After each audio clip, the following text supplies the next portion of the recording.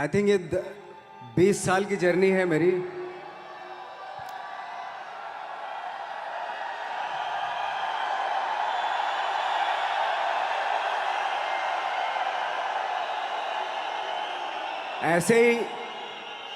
ऐसे जब 20 साल पहले मैं खड़ा हुआ था ऐसे किसी ऑफिस में जाके, तो मुझसे पूछा गया था कि क्या है। किसी डायरेक्टर के असिस्टेंट ने पूछा था क्या है। मैंने कहा एक्टर हैं। बोले दिखने से तो लगते नहीं हो एक्टर हो। तो क्या होता था कि इंडस्ट्री में हमेशा ये चलन था कि एक्टर हीरो जो होता है वो 6 फुट का होता है और गोरा होता है और लंबा चौड़ा बल्ले छल्ले होते हैं। मतलब हम तो बस ऐसे ही चले गए थे, ऐसा ऐसा ऐसा समझता था वो। और शिप्रा, मैं ये आपको यकीन दिलाना चाहता हूँ इस चीज़ का कि मेरे खुद के रिश्तेदारों ने भी, जब मैंने उनसे इच्छा जाहिर की कि मैं एक्टर बनना चाहता हूँ, तो उन्होंने भी मुझे डीमोरलाइज किया कि पहले शक्ल तो देख ले अपनी। क्योंकि 5 फुट का छोटा पतला दुबला सा आदमी, काला कलूटा, मुझे खुद को पता नहीं था कि इंडस्ट्री में मेरा क्या हाल होगा। बट एक जिद थी, और हजारों लाखों, मतलब सालों साल से इंडस्ट्री में सिर्फ यही चलन था कि एक्टर तो, हीरो तो जो है ऐसा होता है। लेकिन सब ऑड सिचुएशंस के बावजूद भी गए।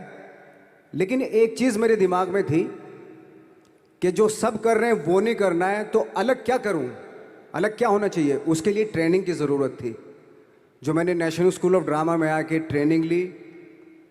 3 साल मैंने एक्टिंग की पढ़ाई की वहाँ पे, और अपनी एक क्राफ्ट के बारे में समझा कि एक्चुअली इस पर्सनैलिटी में अगर मैं लोगों को इम्प्रेस करना चाहता हूँ, उसके लिए एजुकेशन की बहुत ज़रूरत है।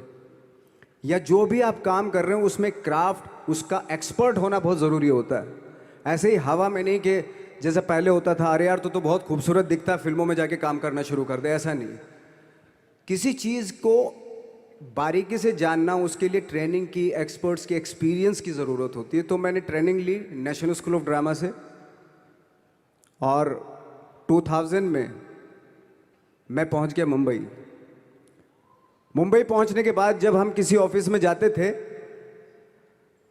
आई थिंक उससे पहले चलन नहीं था बिल्कुल भी। हम लोग गए, जैसे मैंने बताया कि ऑफिस में खड़े हो के, भाई हम एक्टर हैं, काम दोगे क्या। तो बोले पहले हुलिया तो देख अपना तू। तो ये हर बार सुनने के लिए मिलता था, और वो बात भी सही थी, क्योंकि उससे पहले कभी कोई आपने देखा नहीं होगा कोई इतना बड़ा, कोई इतनी सी पर्सनैलिटी का 5 फुट 6 इंच का आदमी, पतला दुबला सा मरियल सा, कि कभी ये इस तरह के लोग एक्टर भी बन सकते हैं, हीरो भी बन सकते हैं, स्टार भी बन सकते हैं। ऐसा चलन था ही नहीं। मैं कॉन्फिडेंट था बिकॉज ऑफ माई ट्रेनिंग। मैंने ट्रेनिंग ली थी और अपनी क्राफ्ट के बारे में बहुत अच्छे से जानता था मैं, और उस चीज़ का सिर्फ कॉन्फिडेंस था मुझे कि आज नहीं तो कल, कल नहीं तो परसों, या 10 साल या 20 साल या 30 साल, 30 साल के बाद नंबर ज़रूर आएगा मेरा। मैंने कभी भी अपने को टारगेट नहीं किया, टारगेट नहीं दिया मैंने कि अगर 2 साल ट्राई करके देखता हूँ, उसमें अगर हो गया तो ठीक है, वरना कोई दूसरा फील्ड अपना लूँगा। ऐसा कभी नहीं। जिस चीज़ का पैशन होता है, जज्बा होता है, अगर आप दिल से चाह लो ना, तो पूरी दुनिया झुक जाती है उसके ऊपर। उसको पूरा करने के लिए पूरी कायनात एक हो जाती है कि इस आदमी की जिद के लिए, इस आदमी की जिद के आगे झुकना पड़ेगा, और पूरी दुनिया झुकती है आपकी जिद के आगे। लेकिन आपको जिद्दी होना पड़ता है, आपको बहुत सारे सेक्रीफाइस भी करने पड़ते हैं, क्योंकि ये आपने चाहा है। परीक्षा देनी पड़ती है आपको, जितना बड़ा इम्तहान होगा उतनी बड़ी परीक्षा भी देनी पड़ेगी। आसान काम नहीं है। छोटे छोटे टारगेट बनाएंगे तो छोटों में निपटारा हो जाएगा। हमेशा अपने आप को टारगेट बढ़ा दो। तो उसके लिए हमेशा अपने आप को अनकंफर्ट जोन में डालो, कि जो इम्पॉसिबल है उसको पॉसिबल करने की शिद्दत, पैशन आपके अंदर होना चाहिए, वो हो जाता है। आज जो दुनिया में इतने सारे एक्सपेरिमेंट हुए हैं, ये सिर्फ इसी बिना पे हुए हैं, पागलपन के जरिए ही हुए हैं ये सारे एक्सपेरिमेंट। एक एक मैंने कहीं सुना था कि जब आप एक्सपेरिमेंट करते हैं तो फेलियर भी होते हैं, कई बार फेलियर होते हैं। कोई एक एक्सपेरिमेंट करने के लिए, कोई एक चीज़ करने के लिए बहुत बार हमने भी झेला है, बहुत बार फेलियर हुए हम लोग। लेकिन एटलीस्ट हमें इतने सारे फेलियर होने से इतने तरीके पता चले कि इन तरीकों से सक्सेस नहीं मिल सकती। फॉर एग्जाम्पल, एडिसन ने जब बल्ब का आविष्कार किया तो 100 बार एक्सपेरिमेंट किए अपनी ज़िंदगी में। 100 बार एक्सपेरिमेंट करने के बाद जब उसको पता चला कि अरे फॉर्मूला तो ये था बल्ब बनाने का, तो एटलीस्ट उसको ये, उसके साथ साथ उसको ये भी पता चला कि 100 जो तरीके हैं, 100 तरीकों से बल्ब नहीं बनता, ये भी पता चला उन फेलियर्स में उसको।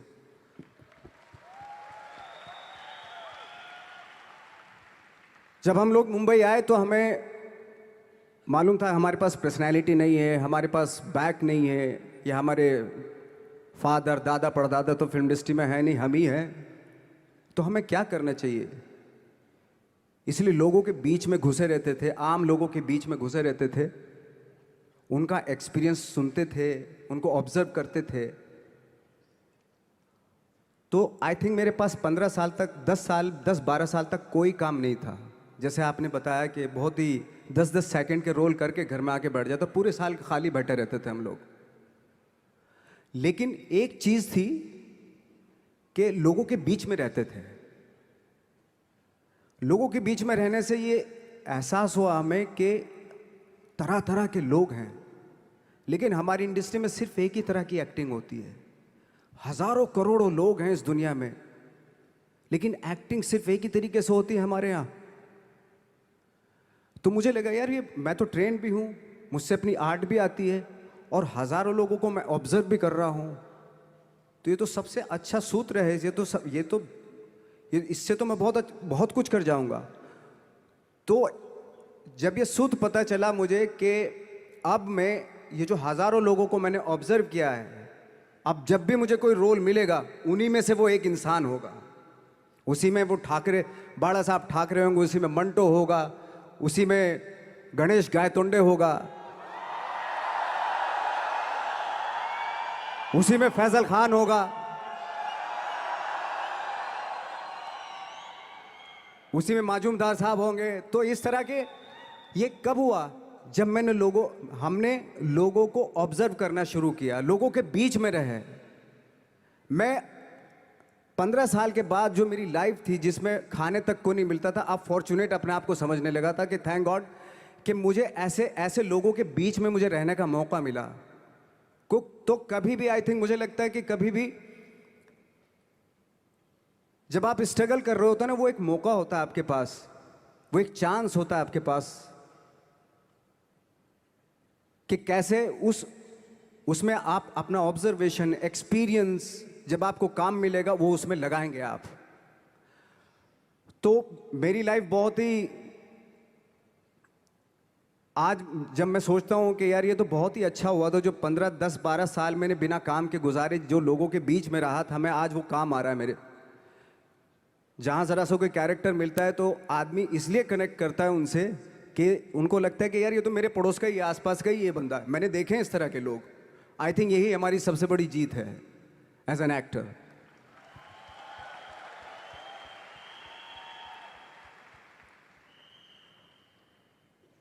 ऑफ कोर्स स्ट्रगल में बहुत सारी चीज़ें सेक्रीफाइस करनी पड़ती हैं, क्योंकि खुजली आपको हुई है, आप ही को मिटानी पड़ेगी। यू नो, आप जो आप हैं वो आपने बनना चाहा था, और अगर डिसअपॉइंटमेंट आ रहे हैं तो आप तो कंप्लेन भी नहीं कर सकते, क्योंकि आप ही ने चाहा था ये बनना।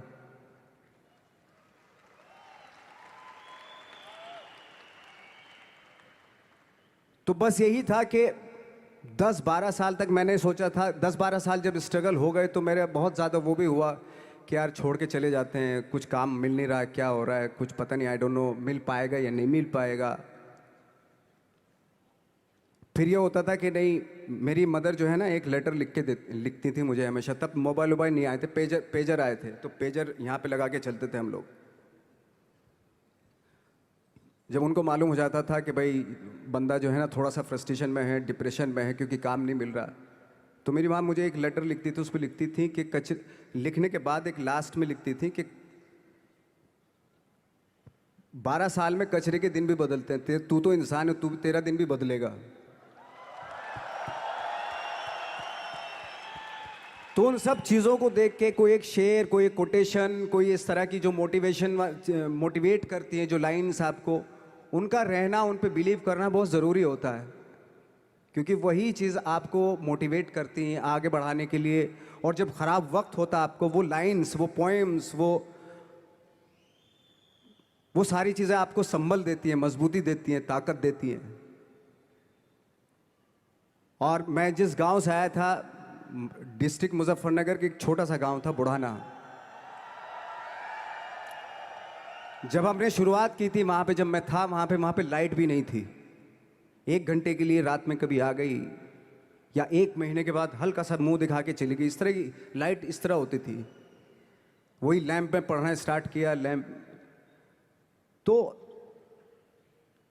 छोटे से गांव से आने के बावजूद फिर दिल्ली मतलब छोटा सा, उससे बड़ा शहर भी हमें ऐसा लगता था पता नहीं क्या है, मतलब डर लगता था। मैं जब मुंबई में आया था तो मैं 15 दिन तो घर से बाहर ही नहीं निकला था, क्योंकि इतनी स्पीड देख रहा था मैं कि इतनी स्पीड में तो हम चल ही नहीं पाएंगे, इस शहर के साथ शायद हम कनेक्ट नहीं कर पाएंगे बिल्कुल भी। तो इस तरह के डर थे। लेकिन ऐसी जगह पे आ गए थे कि अब जाना भी मुश्किल था, तो मतलब वापस नहीं जा सकते थे। वापस इसलिए नहीं जा सकते थे कि बहुत सारे डर थे। वापस अगर चले गए तो थिएटर के जो मेरे दोस्त थे वो बोलते, क्यों भाई वापस आ गए तुम भी,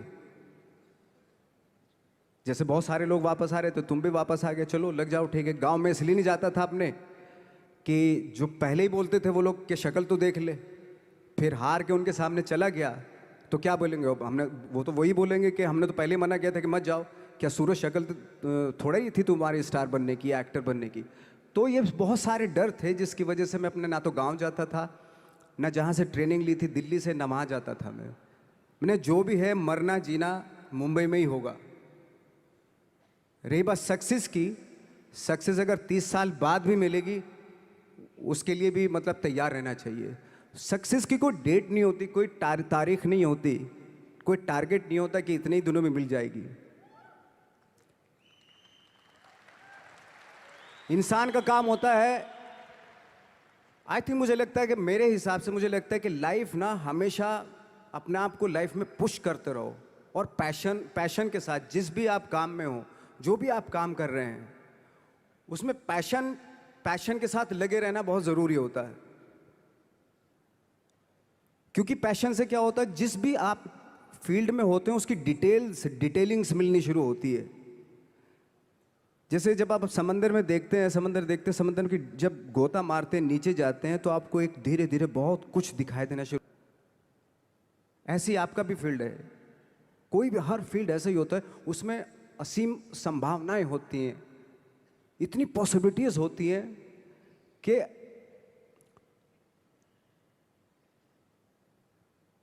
आई थिंक दुनिया का हर काम में इतनी सिर्फ अगर एक दर्जी है पैंट सीता है, 1000 तरीके की पैंट सी सकता है वो, अगर वो चाहे तो। अगर उसने नहीं चाहा तो वो जो ट्रेंड चला रहा है वही सीता जाएगा।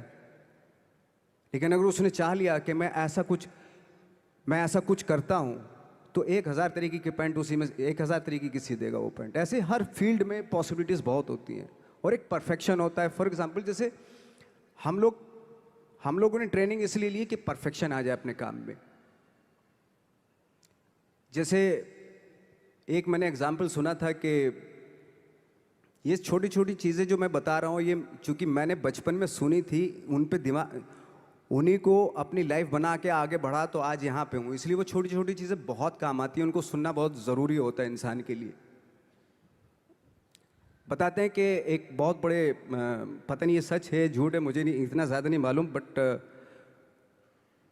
कोई बहुत बड़े इंसान हुए, लेकिन वो पहले मोची थे, जूता सीते थे। लेकिन जूता जहाँ से सीते थे ना, वहाँ से कभी फटता नहीं था वो, भले दूसरी जगह से फट जाए लेकिन वहाँ से नहीं फटता था, क्योंकि उसका पैशन था जूता सीना। काम भले ही वो है वो, लेकिन उस काम में भी उनका उनका पैशन है। तो इसी वजह से वो इतने पॉपुलर होते चले गए कि यार जूता फट गया लेकिन सिलवाना वहीं जाके है, क्योंकि वहाँ अगर उन्होंने सी दिया वहाँ पे, जिंदगी भर वहाँ से जूता नहीं फटेगा। तो छोटी छोटी चीज़ों में ये जो परफेक्शन, पैशन, ये सारी चीज़ें होती है जो आपका आगे बढ़ाती हैं, बहुत आगे ले जाती हैं। लेकिन उसके वही है, कुछ चीज़ों का होना वाकई बहुत ज़रूरी होता है। फिर एक्सपीरियंस आपका, आपकी नॉलेज।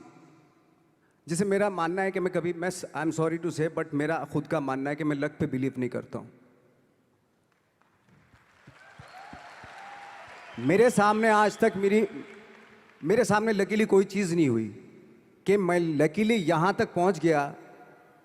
आज जो आप प्रोमो देख रहे थे, जो क्लिपिंग्स देख रहे थे मेरी, मैं लकीली नहीं पहुँचा हूँ यहाँ पे। मैंने उसके लिए मेहनत की है, मैंने उसके लिए नॉलेज इकट्ठी की है, मैंने उसके लिए ट्रेनिंग ली है। अगर लक पे डिपेंड करता ना मैं, तो अपने एक रूम में रहता, देखते हैं यार लक जब होगा तो हो जाएगा, ऐसे थोड़े ना होता है। बाला साहब ठाकरे का जब मैंने रोल किया तो वो लकीली नहीं हो गया। उसके लिए 1 महीना में पहले हारमोनियम पे बैठा मैं कि बाला साहब कहाँ से बोलते हैं, उनका सुर क्या है, उनका टेक्सचर क्या है, उनकी वॉइस का, उनकी वॉक कैसे है, वो चलते कैसे हैं, उनका वेट किस चीज़ पर ज़्यादा डिपेंड करता है। हर आदमी का जो वेट होता है, किसी का थाइस पे होता है, किसी का फुट पे होता है, किसी का बट पे होता है वेट, किसी का कमर पे होता है। हर आदमी का एक वेट शिफ्ट करने का एक अलग तरीका होता है। तो हम लोग इतनी डिटेल में जाते थे कि बाड़ा साहब किन चीज़ों पे वेट कर रख के चलते हैं, ऐसे चलते हैं, कोई या तो ऐसे चलते हैं या ऐसे चलते हैं, ये इस तरह की बहुत सारी डिटेल होती हैं। जब आप जाते हैं तो बहुत सारी चीज़ें पता चलते हैं। मेरे सामने इतने चैलेंज थे जब मैं बाड़ा साहब का रोल कर रहा था, तो वो मिमिक्री भी नहीं होनी चाहिए, कॉपी भी ना हो। जैसे अमूमन अक्सर होता है जब हमारे यहाँ बायोग्राफी की जाती है तो हम कॉपी कर देते हैं उसकी। कॉपी करना मतलब अगर हम किसी की कॉपी कर रहे हैं या मिमिक्री कर रहे हैं तो वो वीकनेस समझी जाती है कि आप वीक एक्टर हो। और ये बात मुझे बहुत पहले समझ में आ गई थी जब मैं ट्रेनिंग ले रहा था। मैं ट्रेनिंग के फ़ायदे बता रहा हूँ आपको। जब मैं ट्रेनिंग ले रहा था ये हमें तभी समझ में आ गया था। और प्रिपरेशन के वक्त, बाला साहब की प्रिपरेशन के टाइम पे, कि मैंने कि इसकी मिमिक्री नहीं होनी, बाला साहब की मिमिक्री नहीं होनी चाहिए, ना कॉपी होनी चाहिए, और लगना भी चाहिए कि बाला साहब ठाकरे हैं।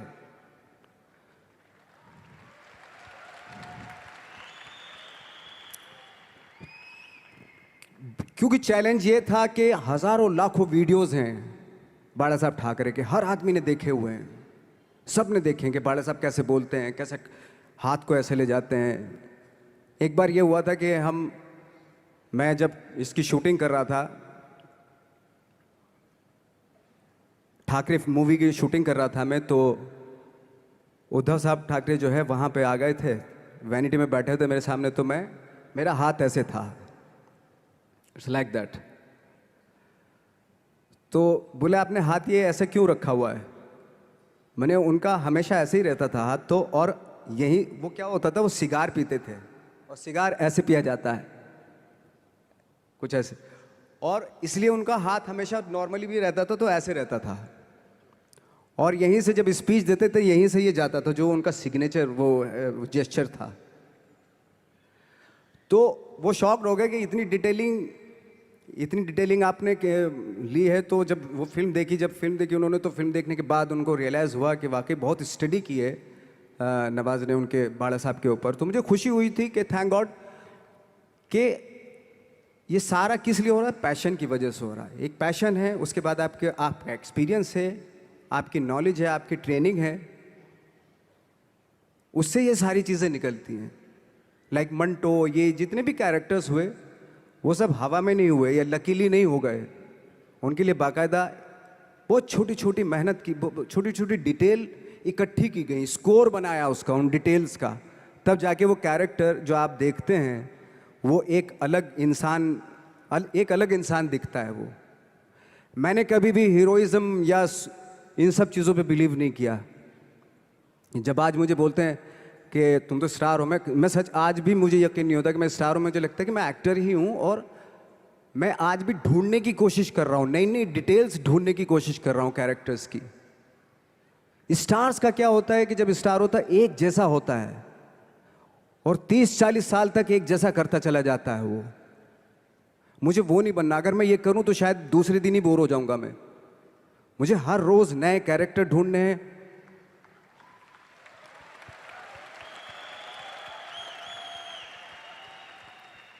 लोगों के बीच में रहना है, क्योंकि लोगों ये बीच में रहने से बहुत सारी चीजें मिलती हैं।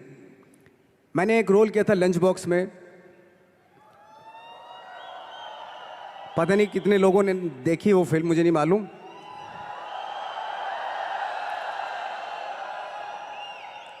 उसका कोइंसिडेंट ऐसा हुआ कि मेरा जो दोस्त था, जो मेरे रूम पार्टनर स्ट्रगल के टाइम पे मेरे साथ रहता था, तो मैंने उसी की डिटेल मार दी उसमें फिल्म में।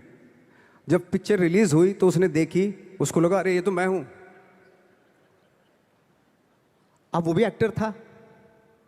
उसके बाद जब वो फिल्म इंडस्ट्री में किसी के पास काम मांगने जाता था, तो लोग उसको बोलते थे यार ये ऐसा मत कर, ये नवाज ने कर दिया, कुछ दूसरा कर। तो बोलता हम तो ओरिजिनल में ही ऐसे हैं, उन्होंने हमारा कॉपी किया है। कहने का मतलब ये है कि लोगों के क्या होता है, स्टार्स हमेशा शीशों के घरों में रहना शुरू कर देते हैं। उनको बांद्रा में, उनको मतलब किसी ऐसी जगह पे रहते हुए ये नहीं मालूम कि दूसरी जगह क्या है। अगर आप चाहते हैं रोज हर फिल्म में एक नई पर्सनैलिटी क्रिएट करें, तो लोगों के बीच में रहना पड़ेगा आपको। भले थोड़ी परेशानियां होती हैं, बट रहना पड़ेगा उनके बीच में। मेरा तो ऐसा मानना है।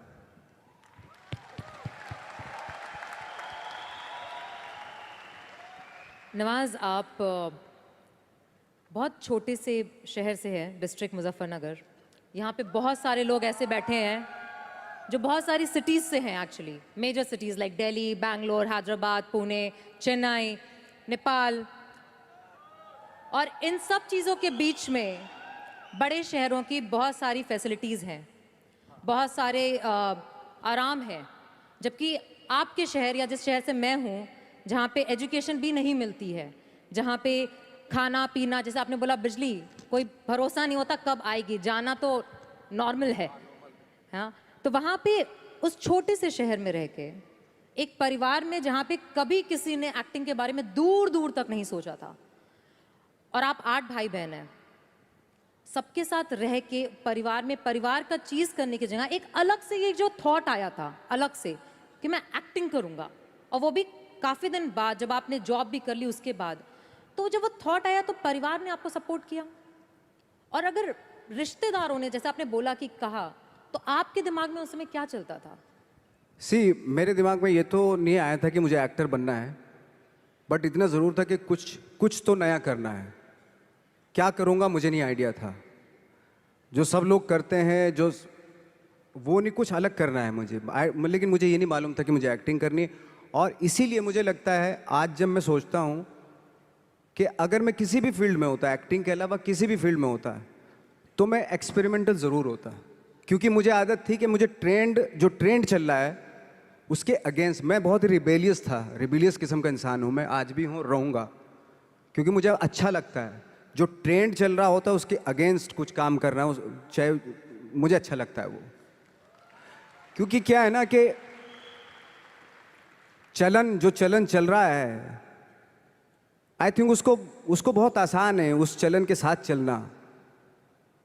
उसके अगेंस्ट चलना, उसके लिए सालों लग जाते हैं। बीच बीच में आपको ये भी लगता है कि यार शायद पॉसिबल नहीं है, लेकिन जब पॉसिबल होता है ना, तो तब बड़ा अच्छा लगता है। तब ये जैसे आज मुझे फील हो रहा है ना, तब